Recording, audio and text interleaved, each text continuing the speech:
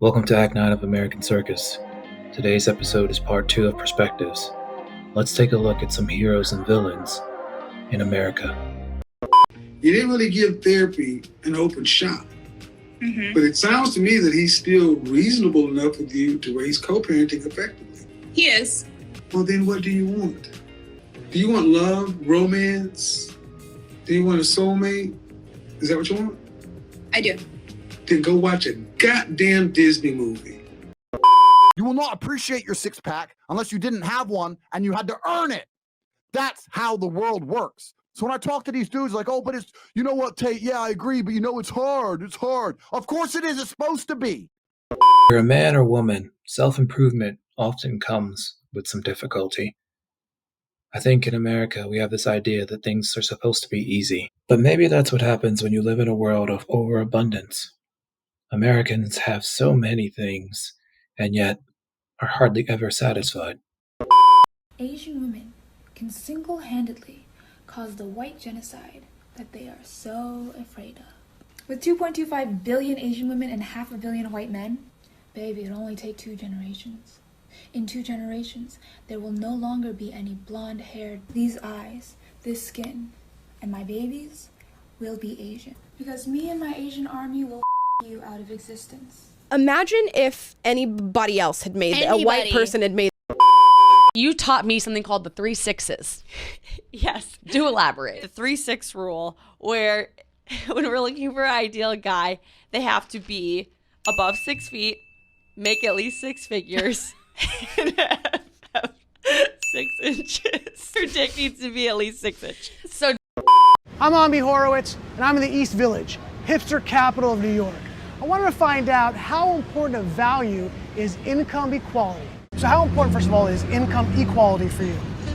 It's extremely important. Pretty important. I work for the working families. 100%. I think that it's really important and something that has to be taken care of, yeah. it's really important, of course. Right, it almost seems like a trick question. So clearly income equality is a value. I wonder what country we should model ourselves after. As I explained to them, Venezuela is in the middle of an economic crisis, with food shortages, day-long lines for basic necessities, and massive violence. This is what income equality looks like. So Bernie Sanders gave a speech about how Venezuela is very income equal. Even though there's some downside, there's some violence there, and there's food lines, but still everybody has to do the same thing, wait in line equally. Yeah. And that is, I think, a fair system. I agree. Even though they've got all the food lines and stuff, that's still, it's more important that they're income equal, correct? Yes. With you? Okay. And I think they do a very good job. Should we model ourselves more like a Venezuela to become more income equal? I think so. Yeah, I think so. Yeah, economically, it would be nice because it would be even for all. I do think that we should model after, and I do think that we should look at what they're doing. I feel like that would be a better plan. Than what we have today in America. Yeah. I feel like as an Hispanic, you have a good sense about stuff. Yeah. If we all give a little bit, and become a little bit more socialist, that's how we do it. A lot like the rest of the world, which is a lot more dignified than us. And is it fair to say that our economic model shouldn't be about stats, but more about feelings and personal stuff, right? Is that fair to say? Yeah. Viva la Venezuela. Viva la Venezuela. It's not fair. It's wonderful. They shouldn't be. They live in abject poverty because they're not paid anything. That's right, and what you want to do is kill them. If Nike moves away from Indonesia, those kids starve. And you can't understand that because the option is starvation or working for a buck a day. And I take working for a buck a day over starvation any day.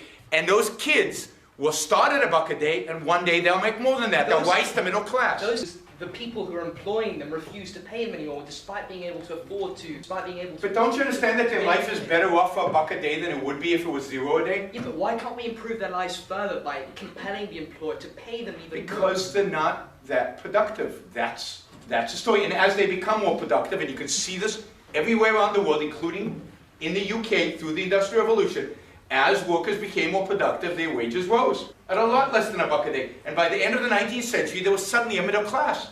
Where did the middle class come from? Okay. It's interesting how so many ideologies can exist in one nation.